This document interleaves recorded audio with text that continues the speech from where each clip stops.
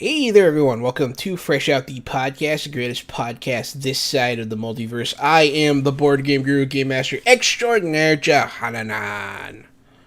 And I am the professional media and movie mastermind, the Funhouse Drew Munhausen. This is episode 146 of Fresh Out the Podcast. I just took a giant swig of Coke Zero before I started talking, which was not a good idea because now like my throat hole feels all sticky. It's all sticky in my mouth and in my throat. Oh no. Well, that's not good. Oh no, that sounds bad. That sounds really bad. It does sound bad. It sounds overtly sexual, but that's okay. It does. It does. This is a family-friendly podcast. I mean, really, it's not. Every episode is explicit. I don't know why I'd even say that. No, yeah, don't. I mean, your kids can listen, but not if you're a good parent, I guess. John, I made our document for this episode, or I started filling it in this morning, and I just figured like the main thing we'd kind of talk about was next week, a week from today, as of when we're recording, is the direct about the Switch 2, where we're actually going to find out all the details of like when it's probably going to launch and maybe some more games that'll be launching with it, so on and so forth. I was like, we can talk about some Switch 2 predictions. And then two things happened. One, they announced a Nintendo Switch 1 direct tomorrow. Yeah, it's happening tomorrow. I heard morning. about that. It's so weird. Yeah, by the time this podcast is up in feeds, that will have probably already happened. Because I think it's at 7 a.m. Pacific time, so it'd be 9 a.m. our time, I think is when it said it was. Anyway, yeah, it sounds like this is like the swan song for the Switch 1. Like this is the stuff that's already been announced or maybe just needs follow-up. Like there's still supposed to be a Metroid Prime game this year. Metroid Prime 4 has already been announced, and I think it's supposed to come out this year, so maybe we'll hear about that. But they did explicitly say no Switch 2 news in that. So I'm like, okay, well, there's that we could talk about. And then Marvel Studios decided to take over social media today. And I know you were working, so you didn't really get to see this happen or know about it as it was happening live, because I messaged you about it and you were like, what's happening, right? Yeah. So when did you kind of become aware of this chair reveal? When you told me about it, because, yeah, I was actually busy at work today, so I was like, I had no time to, like, goof around, so... Have you followed up on it at all or heard any chatter about it? Once you said that we were talking about it tonight, I figured it would be cool for me to not know. So, fair enough. Fresh eyes. I have no idea what you're about to tell me, and okay. I'm excited about it. Well, so in short, Marvel Studios went live today on all the different social media channels with a video.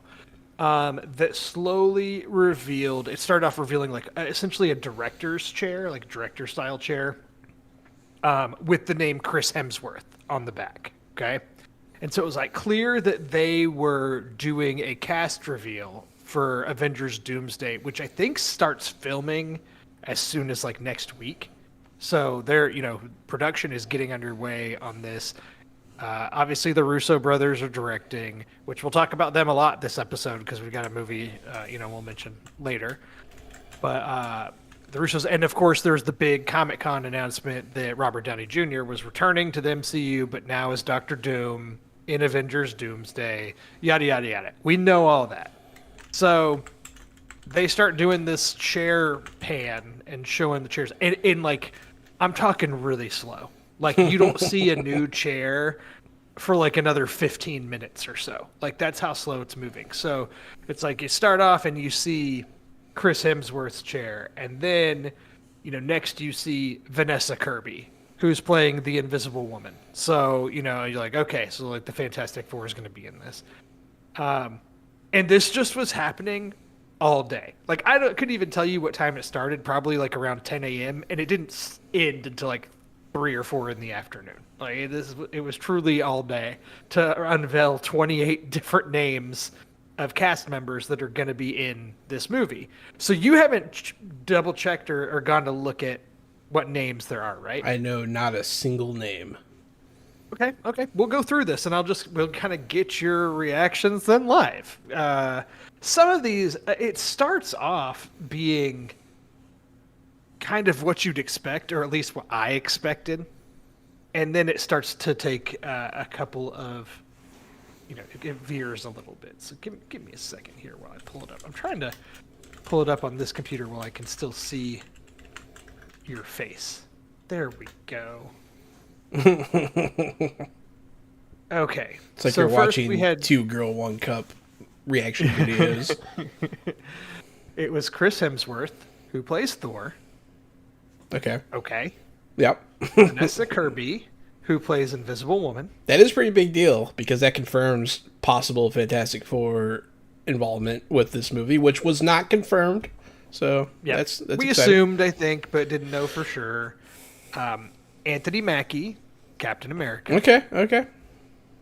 Sebastian Stan, Winter Soldier. Of course. Letitia Wright, who plays Shuri / Black Panther. Okay.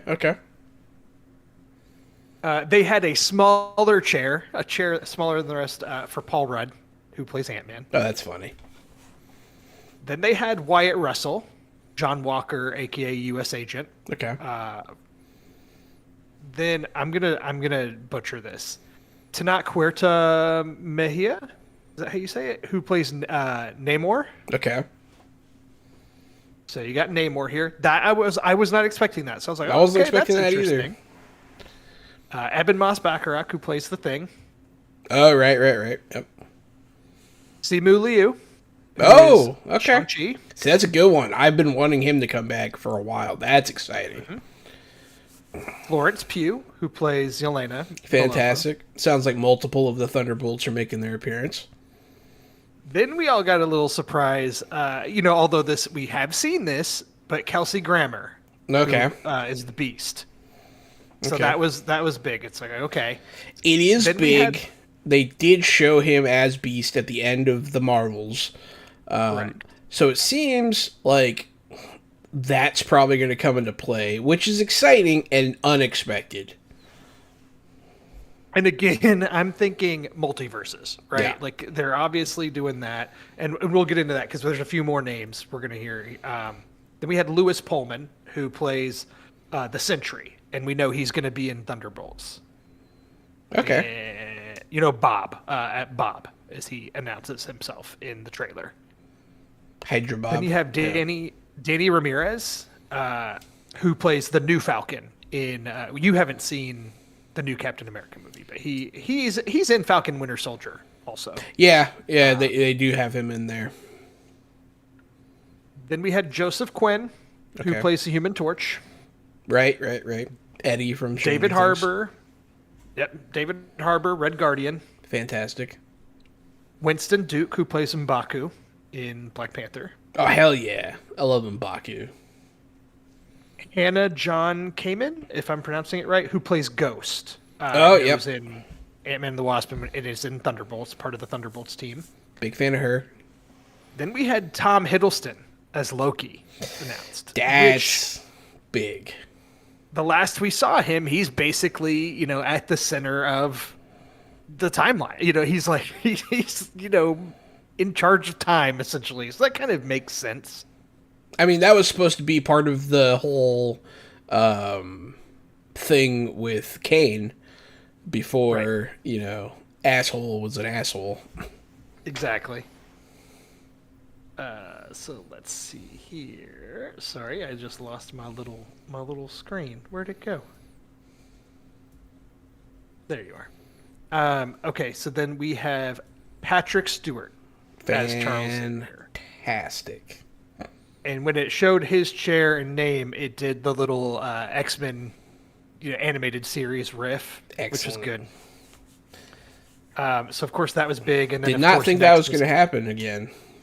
No, absolutely not. And then we had Ian McKellen as Magneto, which was probably even more surprising. That's hugely surprising. That's awesome though. Then things started getting a little nuts because then you have Alan Cumming announced, Nightcrawler, who played Nightcrawler in X2. Yep. And that was followed up with Rebecca Romijn, who was Mystique in those X-Men movies. Those are both very surprising. They have not been into Marvel for a long time. Yep. And both, I believe, were like, I don't ever want to do the full body makeup and stuff again. And maybe for some MCU money, they're willing to do so now. Yeah. So Rebecca Romaine. Then James Marsden was announced who's Cyclops. Okay. And then another shocker, Channing Tatum. It was announced. That's huge. So presumably Gambit coming back. Oh, I'm about to make a name for myself. And then, of course, Pedro Pascal. They Excellent. saved for the end. And then that all ended in the last chair being Robert Downey Jr. sitting in the last chair doing like a shut to the camera. And that was it. That was the cast reveal. So the whole Downey Jr. thing, like, they're doing it. It's happening. I'm sure it's going to be cool. But man, like, you could have cast someone else. Like, what are you doing? But fine, I will deal with it. Well, and I have thoughts about that too, because so we'll get into that. First, let me say some things, because I think some interesting things of who's not here, right? Who's not listed. Some we knew. Elizabeth Olsen, Scarlet Witch, Benedict Cumberbatch had announced he was not going to be in it, so we knew those. We had no Tom Holland. Yeah. We had no Mark Ruffalo. Yeah. No Hawkeye, no Nick Fury, no Rhodey, no Hugh Jackman, which is notable considering the other X-Men characters they announced. No Halle Berry, no Famke Janssen, who's Jean Grey. Those are a little less surprising. Well, maybe. Halle Berry, I guess I'm not like super shocked she's not doing this. Yeah, I don't know. But at the same time, they could still be in it. True. Oh, absolutely. No, you're exactly right. I think they're setting up for a lot of cameos and I fan think service. so. We had no Ryan Reynolds, and of course none of the like first class X-Men, which that's fine. No other Thor characters or fellow Asgardians. No Guardians of the Galaxy, Yeah. which is notable. None of the Marvels. No Brie Larson. No Binary. No Kamala Khan. That of is the- surprising. None of the Disney Plus characters, no Daredevil, Punisher, no Vision, no Moon Knight, no She-Hulk, no Echo, none of those characters were announced, and none of the Young Avengers, who are kind of Disney Plus adjacent too, but no like Miss Marvel, Kate Bishop, America Chavez. Yeah, no. and I think that's kind of either it's a mislead, and they will definitely be showing up, or it's a mistake, in my opinion. Yeah. I think they really need to move on to the next set of Avengers quickly. Like, do it. Yeah. And then lastly, no Eternals and no Blade. Yeah. I'm not surprised at all by either of those. Blade, that's always going to hurt. Like, I need it. I've never been excited for a Marvel movie more than I was for Blade, except for like Infinity War and Endgame. Like it went like Endgame was the most excited I've ever been. Infinity War second, and then third was Blade. Man, like please make it. Don't do this to me. Yeah. But I was so like this reveal was happening today during the day, and I like wasn't that interested because I'm like, it's just gonna be all the characters. Like, who cares? Was kind of my initial thought until they started throwing in a few curveballs, like, Namor's gonna be in it, and then when they said Kelsey Grammer, I kind of perked up a little bit. I was like, okay, well, we have seen him. Is there going to be anything else? And then they got into the X-Men, and I guess I had the initial shock value like everybody else did. And also, this was meme central, worth noting, on the social feeds today, on X, on Blue Sky, no matter where you reside. People just making their own memes of like showing chairs with photoshopped names on and going extreme. with the different people, like not Marvel people, being like, like I saw one that made me laugh that was like, uh, Carlos Sofia Gascon coming, will be in returning as Amelia Perez in Avengers Doomsday. Like that made me laugh. Um, that just dumb stuff like that, the typical stuff that people meme on these things. Which so it's just meme central. Henry And Cavill is returning as Wolverine. yeah, exactly that kind of stuff. Like just people or just characters not even affiliated. Like Joey from Friends is going to be in Avengers Endgame. It's like or in Avengers Doomsday. Just dumb stuff. Just the type of stuff people do on there. Or White Lotus characters or whatever it may be. Um, so I had the initial shock as I started getting to some of these latter names, and then my brain started to go into like try not to be negative Nelly Jahan, but my brain just goes there because it seems like they're setting up for maybe an Avengers versus X-Men type of thing here, which I think is kind of cool. It was cool in the comics. There's part of me that's fascinated to see these characters come back. They are characters that we're familiar with, so you're not like introducing new actors as these characters or anything. But then part of me has been looking forward to what is Feige and Marvel going to do with the X-Men in the MCU, and what new exciting young actors could we see as these characters. And now I haven't lost hope for that because I think that could still happen, but there is a little bit of like, okay, no, we're just going to have the same people that played these characters 25 years ago, I guess. And like, that's interesting. But I don't know. I feel like a lot of characters are either going to get their final send off, or a lot of characters are going to die. And then that just makes it feel like, I get it, it's Doom and Robert Downey and it's a different villain, but it almost feels like we're just doing the same thing that we did with Infinity War and Endgame. Like, Infinity War had a bunch of characters in it, killed a bunch of them off, and then Endgame was like a smaller central group of characters working to get those characters back. Like, are a bunch of these characters going to die, or is then Secret Wars just going to bring in literally everybody that's ever been in a Marvel movie ever and just have everybody in it? Then half the people will die in that one. Like, I don't know. I start to get like, you get the shock value and you get the fanboyism of these names, but like, does any of this actually equate to good? I think is where I'm at. Is like, we are obviously in a Marvel MCU rut. They clearly are pivoting. Obviously, the Kang stuff happened. You already mentioned. They're trying to now. I think it almost feels like they're diverting to fan service in a way to take away, like, to make you look away from, we don't even know what we're doing here. Yeah. And maybe that's being too negative about it, but having seen Deadpool and Wolverine last year, which had some fun fan servicey moments and had some actual funny parts, and a movie that I enjoyed watching, but there was little substance there, right? Like, there was barely a story. It's barely a movie. It's just all fan service, which is fun on a first watch when you don't know what's going to happen.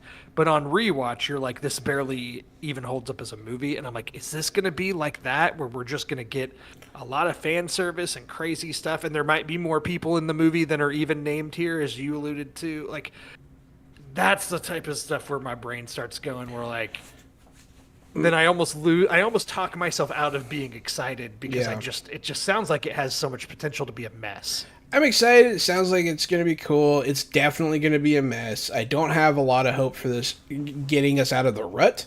I do think they're pivoting too hard to fan service. I think that they have a lot of building blocks to make something really good here. And like you said, there's no Young Avengers. Like, they're missing it. Like, they don't know what they have. I think that's the problem. I think they're too stuck on their past success to move on. Because moving on to like more uncertain characters and more uncertain storylines is scary to them, and so they're just continually escalating. And you're not going to get much out of that. And I just think that I don't think it's gonna work out. I don't think this is gonna be.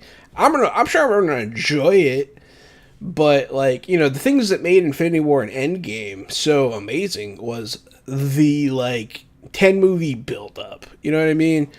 And like, cause they were seeding Thanos from the beginning of everything. Like Robert Downey Jr. was always aware that like what he was seeing meant that there was a threat out there that would be an issue. And from day one, from the very beginning, when he saw Thor, you know what I mean? Like all that stuff. And it was just clear they had a plan. Yeah. They had a plan. And here, obviously, there's some crazy things that have happened, like the loss of Chadwick Boseman and things like that like they couldn't have planned for. Sure. They can and then the Kang stuff kind of going off the rails there.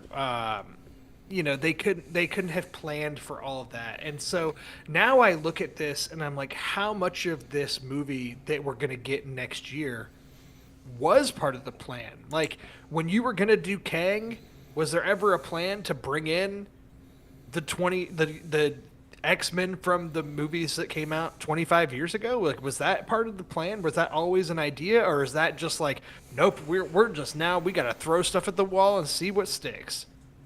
Yeah, no, I'm right there with you. It does all it seems hodgepodgey. It seems mishmashy. And I don't know if it's going to work. And then I'm trying, here's the thing too. Captain America, the Winter Soldier, Captain America, Civil War, Avengers Infinity War, Avengers Endgame, all directed by the Russos, all movies I enjoyed. Yeah. Winter Soldier had a good ensemble, but not nearly the same ensemble size as like was in Civil War, Infinity War, and in Endgame. But clearly the Russos do have a knack and talent for directing these Marvel characters on a big scale. So on that part, I'm like, I am positive from that standpoint. That's fair. The Russos have also directed 3 movies since Avengers Endgame. Basically 3 movies they've directed between Avengers Endgame and directing Avengers Doomsday. And those 3 movies were Cherry, which was a Tom Holland Apple TV Plus movie where Tom Holland played a let's see, he's like a college student and he becomes a PTSD afflicted veteran who robs banks. There's drug addiction, all that kind of stuff. And that movie was like overly long and not very well received. And then they made The Gray Man, which was like just terrible action. Generic it was action. not very good. No, and that also just a super forgettable Netflix action movie with. I mean, this cast is insane in hindsight. It's like you got Ryan Gosling, Chris Evans, Ana de Armas, Jessica Henwick, Regé-Jean Page, like Billy Bob Thornton, Alfred Woodard. Like that's amazing. And that movie was such a nothing burger action movie. Sorry, Connor, who is an avid listener of our podcast, who defends The Gray Man every chance he gets as a movie he liked. I'm sorry, I'm not here for it. The Gray Man is a watchable action movie, but that's about it. Well, and that's kind of what their newest movie, which we'll get into it in our fresh movies because you and I both watched this, or we can talk about it now if you want to. We can just go straight into it. But they had a new gigantic budget action movie drop on Netflix. What, $350 million? Something like that? Yeah, like $320 million budget. The Electric State, starring Millie Bobby Brown, Chris Pratt, Ke Huy Quan, Jason Alexander, Woody Harrelson, Anthony Mackie, Brian Cox, Jenny Slate, Giancarlo Esposito, Stanley Tucci. Like, that's a nuts cast, too. Who was Woody Harrelson in that? He's Mr. Peanut, my friend. Was he? Oh, my God. I didn't even notice. There's a movie in which Woody Harrelson voices a robotic Mr. Peanut mascot figure. He really gets into the role. It's pretty good. And so we both watched this movie. It's directed by the Russos. I don't know. I wasn't super high on this. I thought it actually had an interesting premise, a cool cast, some cool designs, and I thought it started out well enough and Yeah. then just kind of became blah. And it's not that this movie is like outright terrible or a disaster. There are a lot of people that are saying that. There's a lot of narratives that I think it's just like the current state of movies, like almost rooting for this movie to fail, which I get it. It's not an outright disaster. No. But for a movie that cost $320 million and has this cool cast, like I didn't really feel anything from it. Yeah. I personally thought Millie Bobby Brown is like outright bad in it. Like I don't think she's a very good actress, or at least not in this. Chris That's fair. Pratt is just doing the same thing that he's been doing now for the past 10 years. Just kind of playing like a Han Solo-esque rogue character, nothing really new, kind of going through the motions. And then Giancarlo Esposito is basically just a face on a robot for most of it, and he's doing almost the exact same thing that he just did in the new Captain America movie. Yeah. It's kind of weird. I don't know. I just felt like I kind of felt nothing from this movie. What were your thoughts, John? You sounded like we were talking a little bit before the show. I stopped talking about it because I wanted to talk about it here, but you sounded more positive on it. Yeah, so I had very low expectations. The Electric State was something I was excited about. I've seen it in tabletop role-playing game form. I know a little bit about the lore. I'm in love with the artwork in that book, and just like the setting is beautiful. And The lore and world of this one would lend itself well to a TTRPG. Yeah, absolutely. It really I can does. see that for sure. And yeah, so it's like post human robot war. There's been an armistice. The robots have their own no man's land, quite literally. And, human beings are coping with their dystopian future through hyper realistic virtual worlds and, all this other stuff. And it's really cool. It's got a really cool dystopian, I don't know, almost painfully, trueness to it. I feel like they actually do manage to show some of that. Seeing the homeless guy with the VR helmet, laying on the side of the road was cool. They had a lot of really cool moments like that. The acting wasn't fantastic. I was surprised by some of the cast. Like, Jason Alexander threw me off. I was like, oh shit, look at that. Mm-hmm. That's crazy. But, Chris Pratt never does anything that's all that impressive anymore. He's the same. He's Star-Lord every time. That's it. It's a shame because I think when he had that amazing run where he did the same year as Guardians, he was the voice of Emmett in the Lego movie, which the Lego movie was kind of this unexpected huge hit and a great movie. I love that movie. Love it. And then it's like Guardians and Jurassic World, and I'm like, whoa, Chris Pratt all of a sudden is the new movie star. We quickly realized that's all he had. That's all he's done. Yeah. He's done Owen Grady from Jurassic World or Peter Quill Star-Lord. That's his shtick. We haven't really seen anything outside of that from him. He's the voice of Mario, and he's the voice of Garfield. And he's just that's been a joke that he's like, what other character is Chris Pratt going to be the voice of? What other IP? But as somebody who I think had all of the goodwill in the world from his run on Parks and Rec,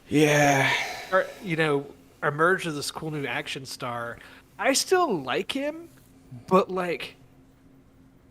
I'm just surprised that he hasn't shown more range. He has no range, and he definitely doesn't show any more of that here. Definitely, I mean, even he's still a 90s obsessed, silly rogue character. Just he's just like Star-Lord in this. And it's fine. But yeah, so you touched on a lot of the bad parts about this for sure. But I was surprised the visuals this is a very visually entertaining movie. A lot of the robots and the lands and the backgrounds and all that stuff, pretty cool. Some of the fight scenes, like the final battle scene, that went pretty hard. I'm not gonna lie. I was watching, I was like, damn, this is cool. Yeah, the story was fine. It got to an emotional place, just not for me, really. But I felt zero emotion watching this movie. I didn't feel much. I didn't feel much. I'm a pretty emotional watcher, so like I'll cry. I've cried every time I've watched Endgame, every time. And yeah, I didn't feel anything like that for this. I don't know. It was a cool movie in a cool setting, and like you touched on it a little bit. 350 or whatever $1 million, like, was it worth it? And when you look at what it is, it's on Netflix. And that, I feel like the way that they do their programming just you can't use the same rules, because all they need to do is convince someone that has access to this movie for free to watch it. So it just has to be that good to a few people for it to really be successful, and I feel like it probably did that. So this movie is good, not really, but I'm sure it was good for them. Assumed that this movie would just live at number one on the Netflix top 10 for like the foreseeable future, just because it does seem to have all the makings of a huge Netflix hit. Like, if you remember Damsel, that movie that starred Millie Bobby Brown, came out about a year ago, was like record setting for Netflix at the time. It was like one of their most watched movies ever, which is kind of crazy in hindsight. I never even watched that movie. Did you see that movie? No, I didn't see it. It looks stupid. It came out when my daughter had just been born. My second daughter had just been born, and I tried to watch it at one point, and I think fell asleep like 5 minutes into it. So like, it just didn't happen for me. But Millie Bobby Brown, obviously a huge Netflix star, right? Like, she, hasn't really been, I talked about it on this podcast already, but like, hasn't really emerged outside of Netflix. Tried to do some Godzilla Kong movies that I don't think her role really took off in that. Hasn't been seen as like a bankable movie star outside of Netflix, but has Enola Holmes, a Netflix franchise, has Stranger Things, a Netflix show, has a few Netflix movies. That's about it. But still, I thought that was enough for this movie to live like number one, and like, it's already down to number 6 on the top 10 movies. Ooh, that's the movies quick. that are ahead of it. This is what's really interesting to me, is that the movies that are ahead of it, 4 of the 5 movies were theatrical releases from this year. So not even Netflix originals ahead of it.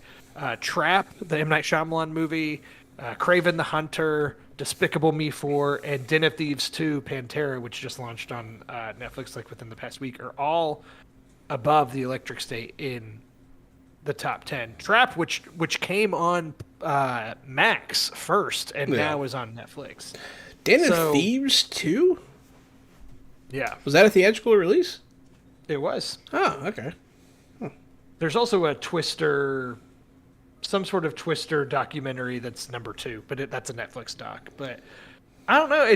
There is an argument to be made, and this is an argument you hear a lot in the film and television space right now with the current state of Hollywood movies and streaming, is people are not going to the movie theaters as much as they did in 2019, pre-pandemic, right? Like, theatrical numbers of people going to see movies in theaters are probably never going to reach what they were pre-pandemic ever again. No. I think that's just the facts. Yeah. And they're now trying to figure out theatrical distribution and what the theatrical release window looks like. And people now are already being trained that like a movie will sometimes only be in theaters for 2 or 3 weeks, and then it's on premium VOD and you can buy or rent it at home. Like right now, there's a lot of movies that are in theaters that you can already watch at home. So there's that's being battled. All that being said, there is data that shows a movie that was released to theaters, even if somebody didn't go out of their way to see that movie in theaters, that movie automatically has a little bit more prestige to it in people's minds because it was a theatrical release.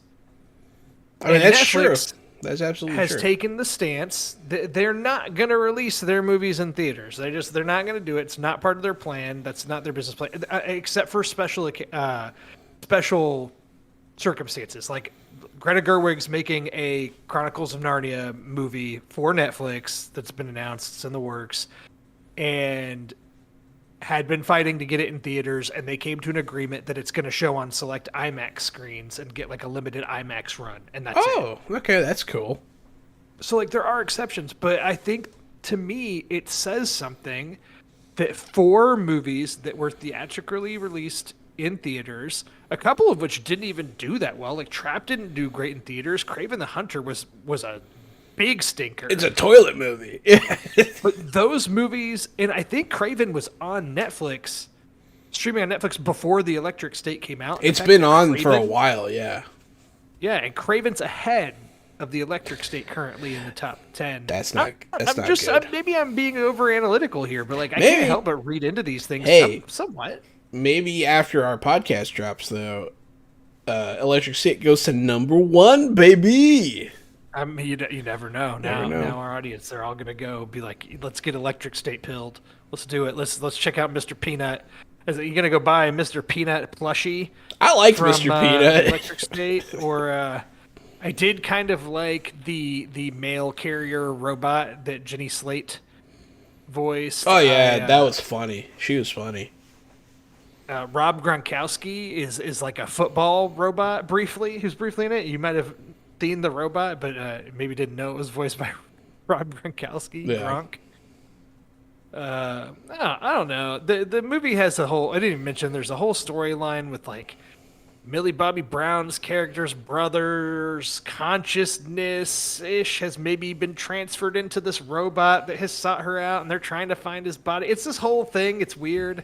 And especially in the AI landscape that we're in now, the fact that this movie really kind of like takes the side of the robots and AI is interesting to me too.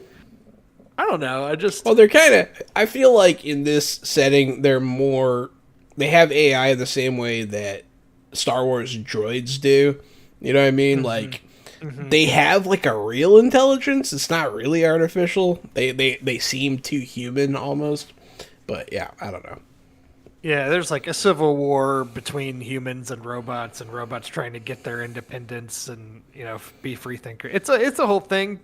Watch this movie. You probably subscribe to Netflix if you're listening. You can go check this movie out.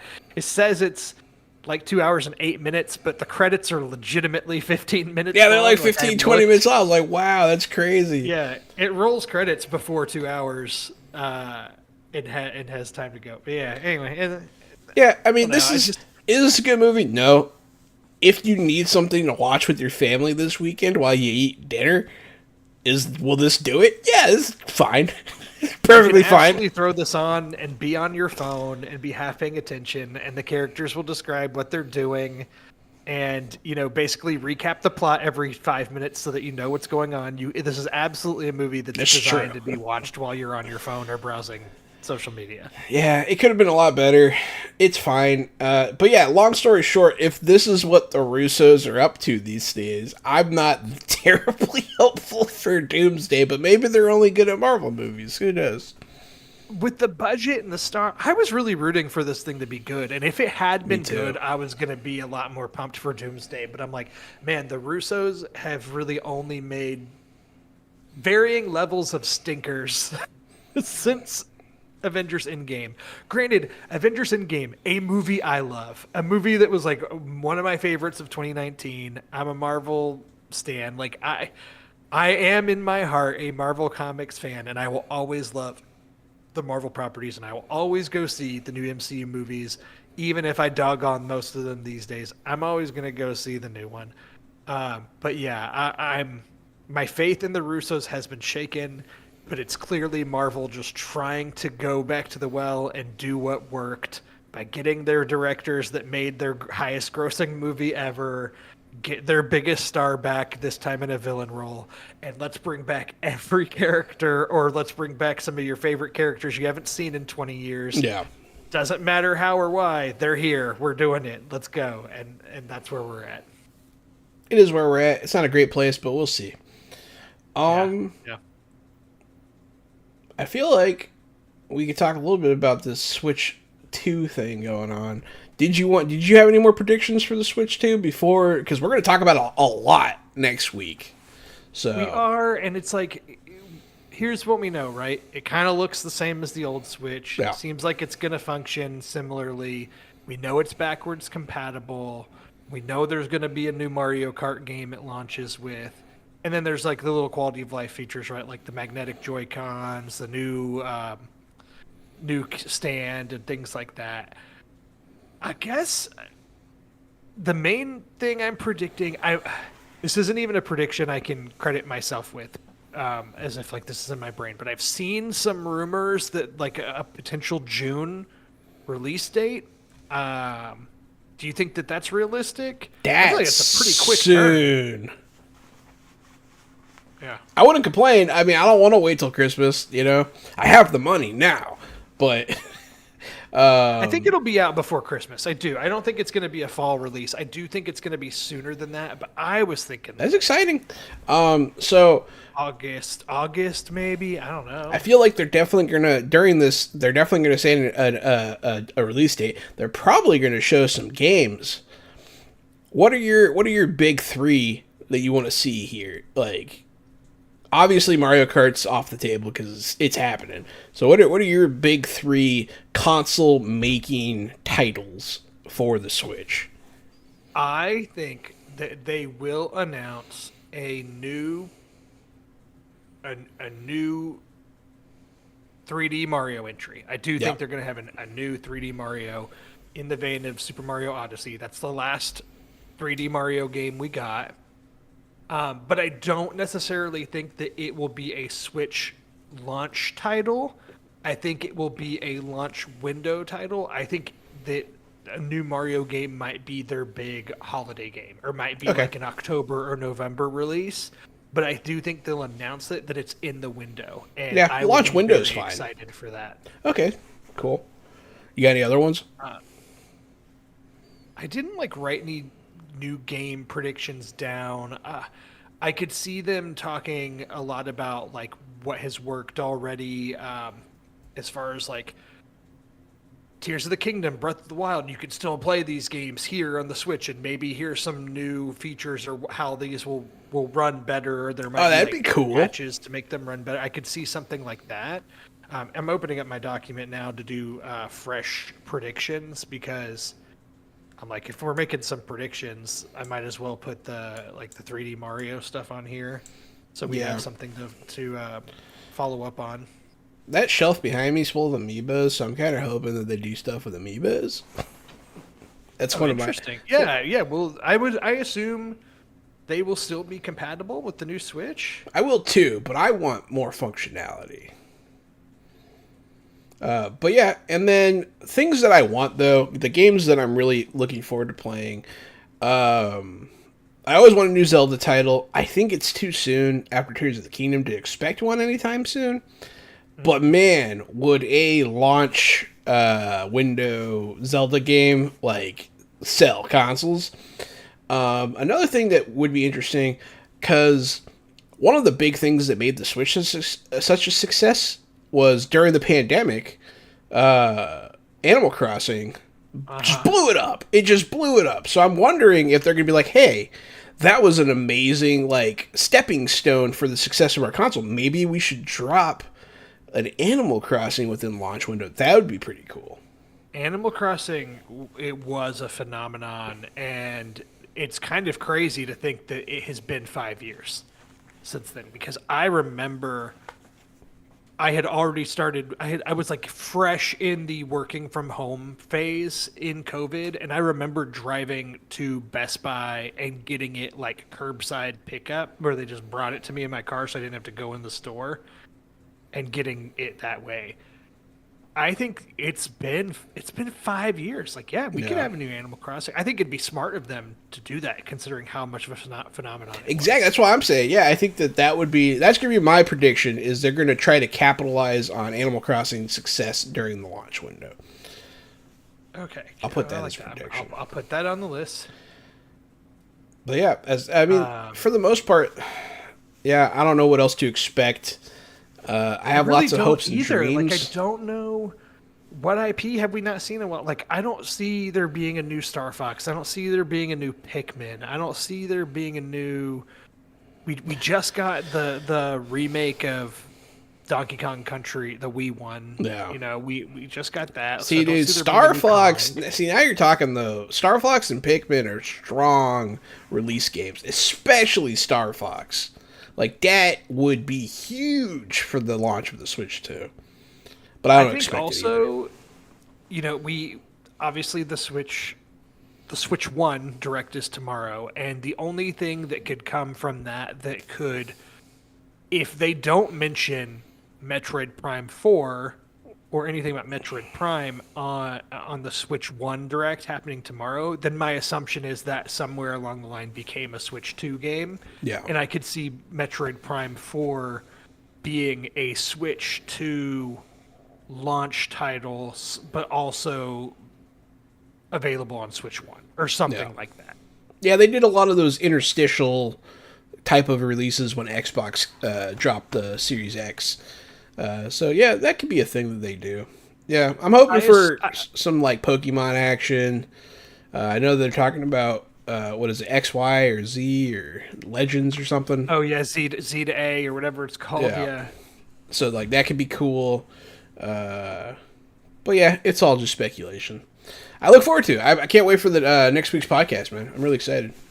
Yeah, I think that's the thing that's interesting about the Switch 2 is like I'm not as interested in like, ooh, show me the console and the specs and what's different. Like, no, I think we kind of know what it's going to be. It's the Switch 2. It's in the name. It's going to be what we already have, but better. It's going to Yeah. be more powerful. It's going to be 4K Man, compatible. I was seeing a lot of fan generated content that was really cool, like attachable dual screens, like to make it look like a DS and like all this other stuff. And I was like, man, that stuff would be cool. But yeah, we'll have to see. Yeah, there could be some new peripheral uses and stuff like that with it. Like I think that there's some things there, but I think I'm more looking forward to what are the games. What are the that we're getting, games? more so than the console. Unless they have something I'm really not expecting on the left field that the console can do that we never saw Day coming, one but VR support. I'm just not expecting to be surprised by the console. I think it's about the games. That's the best time to be surprised. Yeah, no, I can't wait. I haven't been that excited for a podcast in a while, man. Like that one's really getting me amped. I can't wait for next week. But yeah, we'll talk about it then. We have to talk about some fresh movies and TV though this week first. Yeah, well, I could go through some of these kind of quickly. I did see Snow White, the new remake of the 1937 animated film in live action. I don't know if you've followed the discourse around this one, Jahan. I This followed movie the has- political discourse because fuck Gail Godot, but you know. Yeah, this movie has been a punching bag, especially for the far right, for lots of reasons too. And there's actually I did a live stream with Shantaj from Nerdtropolis. Yeah. We reviewed this movie on there, so I'd actually direct you there if you want to hear me go to the Nerdtropolis YouTube page, go to the lives. You can check out the show we did, or in Nerdtropolis podcast feeds. There's the review that we did. I talk about it at length, so I don't want to go into it too much here because I'll just be repeating myself. Yeah, and I didn't even there's see a it. really So. yeah, well, a lot of people didn't. It made like $42 million this weekend, which wouldn't be a complete disaster if the movie didn't cost like upwards of $250 million because of like reshoots. And this movie was just plagued by everything possible. They greenlit this movie in 2019 when they were riding high from Aladdin and Lion King, both making $1 million, both making $1 billion that year. They're like, we are on top of the world. We can do anything. Then COVID happened. Then there was like a huge set fire on this that delayed production. And then they were supposed to do reshoots and the strikes happened.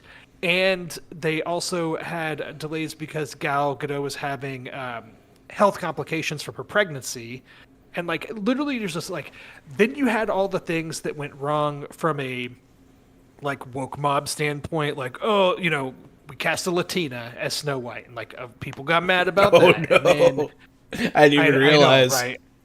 Oh yeah, and then you had there was a bunch of things with the dwarves and the dwarfism community, and it's like they're between a rock and a hard place there because you have the outspoken dwarfism advocates like Peter Dinklage who are like Disney's so backwards, they're doing the story with the dwarves, and there's a lot of people in the dwarfism community that find the dwarves to be infantilizing and like basically there's like poor representation of dwarves, so they veer to doing these CGI creatures in the movie and really emphasize that they're magical. But then you get dwarvism performers, and that want work and want jobs, and now they don't have work because you're not casting that. So it's like it's a lose-lose situation. This is a really difficult movie to adapt to a modern time. They're trying to make Snow White more independent. There's not a prince this time. There's no Prince Charming. There's a love interest, and he's like a thief and a rogue. And Just make a different movie. it's just like it's just there's a great New York Times article that's like titled something along the lines of the cajillion problems that happened during Snow White. Yeah. You can read it. Rachel Zegler was going rogue on social media, tweeting things, and Disney, who is in an extremely image conscious state currently, did not like the things that she was saying, and it just they had a lot of issues with this movie, and all that to say the movie's fine. Like I saw it, my 5-year-old really liked it. There's some good modernizations of songs in it. I think Rachel Zegler's really good in the movie. I think she's actually one of the best live action Disney princesses we've had in one of these movies. I think she's really talented. Gal Gadot's terrible in it. Like she's awful. She's so bad in this movie, laughably bad. She's never been able to act. Yeah, this movie just had more of an uphill battle than any of these Disney live action remakes, and they just need to stop with them. And they're not. We're getting Lilo and Stitch in a couple months. They're already making a live action Moana with Dwayne Johnson playing Maui in the live action version. The only thing they really have left to still do live action is Frozen, which I'm sure will happen at some point in the next few years. Yeah. Snow White. It's fine. The movie's fine. It's not as bad as some people on social media would have you believe, but it's not great either. Yeah. It's just it's another one of these Disney remakes that tried some things that really didn't work. Speaking of trying things that didn't work, actually that's more negative than it should be. It's this movie's fine. I saw Death of a Unicorn. I do want to see it. Yeah. Yeah, this has a really fun cast. It's an A24 kind of comedy horror. It stars Paul Rudd and Jenna Ortega. Paul Rudd, they're on their way to like this big work meeting for Paul Rudd's character, and they strike a unicorn in the middle of the road on their way there, like out in the middle of nowhere. And not knowing what to do, he puts the unicorn carcass in the back of his car. He's like, we'll deal with this later. I need to get to this work event. And then, of course, they get there, and the mom and dad of the baby unicorn that they hit come out for vengeance and want to try to murder everybody at this place. And I think that's a really fun premise. It is. There's a really fun cast here. Paul Rudd and Jenna Ortega, as I said. And then you've got Richard E. Grant is in this movie. Will Poulter. You've got Anthony Carrigan, who plays NoHo Hank in Barry, is in this movie. Oh, yeah. You got Tia Leone, who's like, this is her first film role in like almost 15 years. And it's a really fun cast. They're all having a really good time. But this is just one of those movies where like it doesn't lean enough into, it's not as funny as you'd hope it would be. And it's also not as scary as you would hope it would be. So like, it's a horror comedy that's only kind of funny and not very scary. And you just wish that it would lean into something more. Yeah. They also don't use, there's a lot of reliance on CGI for the effects here and the kills, and I'm like, man, if they had done some more practical stuff, it would have been a lot better. But they did. Horror is all about practical effects. It's hard to scare people with CG, man. Yeah, there's some rough CG in this movie with the unicorns and kills that just to me made it like these are so much less effective than they would be if there was some real blood. Yeah, it'd be better if there was like a campy puppet. You know, like a campy puppet's better than bad CG, in my opinion. Yep, 100% agree. There are some practical effects in the movie, and when they're there, they're noticeable. You're like, oh, that's awesome. It just unfortunately doesn't happen enough, but it's fine. I enjoyed the movie enough, and it has a fun enough cast that I think it's worth checking out. It's just it'll leave you feeling like this could have been more. This could have been really good, but instead it's okay. Excellent. That's it for me for movies. You had one. I had one. I watched. My mom is obsessed with anything that happens underwater or on top of a mountain. She will watch all of those movies all the time. This is called Last Breath. It has Woody Harrelson and Shang-Chi. What's his name? Simu Liu? Yeah, Simu Liu. Yeah, who I really like. And some other guy, I don't know his name, the main character. But it's based on a true story about a deep-sea diver that's stranded on the ocean floor for like 30 minutes. Or he's without air for like 30 minutes. And so it's this pretty intense, like, rescue story about, a bunch of things go wrong. A bunch of people come together to save this guy. I thought it was cool. It's action-packed. It's kind of gripping. It's based on a true story, which is always cool. And, yeah, I think if you have a chance to watch this, it's not very long. It's like an hour and a half. It's a nice little... I did see this on Apple TV. It was available to rent and had like a 90-minute runtime. I was like, oh, that's my jam. Yeah, man, it's pretty quick. Little dip into some pretty heavy content that's exciting, fun, and you get to see a pretty realistic depiction of deep-sea diving if you've ever wondered what those guys go through. I think it's absolutely a watch, so check it out. Last Breath. That'll close us out for Fresh Movies of the Week. I think we got to jump through the TV here. I'm going to start off just because mine's pretty quick. I started watching The Residence on Netflix. This is a new Netflix show or limited series. I'm not sure if it's going to continue. I didn't finish it. I only watched like the first episode. But this is a Netflix original. It's about a murder takes place in the White House residency during like a big state dinner, and it's all about it's kind of like it's a whodunit in the White House with a really great cast of characters and actors and actresses, and it stars an actress from Orange Is the New Black who played Crazy Eyes, and I'm not sure what the actress' name is, but in this first episode, man, did she establish herself as a really, really good actress. Like, she kills it. And she's a detective.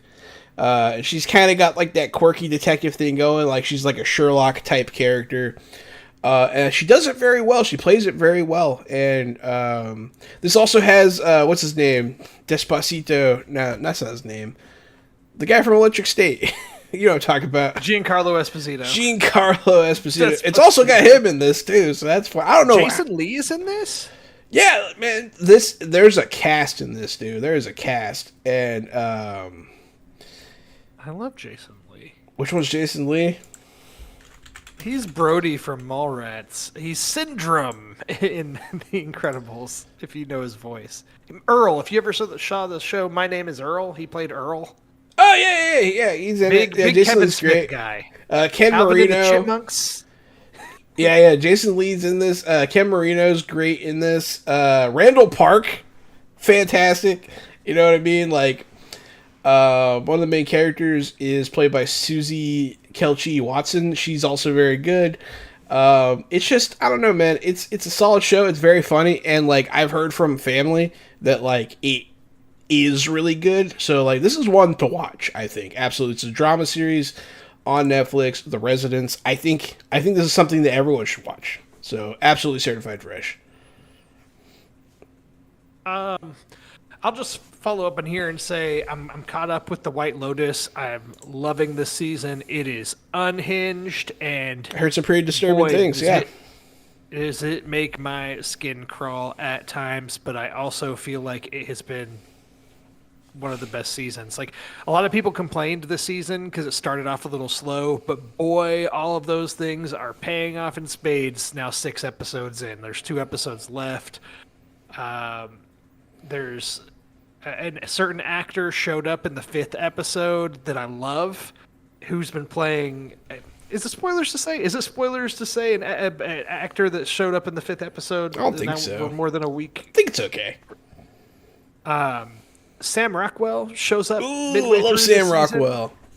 And has in the 5th episode has this like 4-minute monologue that's just absolutely insane, gripping stuff. Oh boy, is it wild! And then the show just continues to top itself. And I was even listening to some people talk about it and review the show, and they're like, even for HBO standards, this is some stuff that like HBO is just topping itself with how extreme they want to go in content. And, yeah, I heard there's some incestuous like jerking or something going on. Oh, there most definitely is. Yep. And it's as uncomfortable as it sounds. It sounds very uncomfortable. Yeah, it's horrible. Yep. So that is The White Lotus. I absolutely love it. Don't know what that says about me, but the entire season has been about looking inwards and really self-reflection. So, go figure. Hey, you're not the only one, man. A lot of people love this show, so, I don't think there's anything wrong with you, buddy.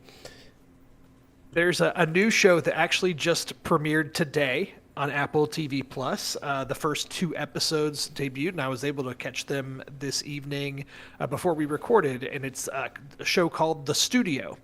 This is a show created by Seth Rogen, Evan Goldberg. They're constant producing partners, and in this show, Seth Rogen's character is the newly appointed head of a movie studio called Continental Studios, so fictional movie studio. And he's attempting to like save the company and get as much money as possible. But this show is like made for me. He's kind of a cinephile. So he's like wanting to work with prestige directors and like get good projects and make good movies when the company's goal, the bottom line is to make money. And like the first episode, there's a whole plot line with them getting Kool-Aid as an IP and wanting to make a Kool-Aid movie. And like Seth Rogen trying to get prestige directors to take on this, to basically make the next Barbie that's going to not only be IP, but be like an award-winning film, and like the battle there. And it's a really good reflection on Hollywood and where it's at now, with a fun supporting cast, because you got Catherine O'Hara in this. Okay.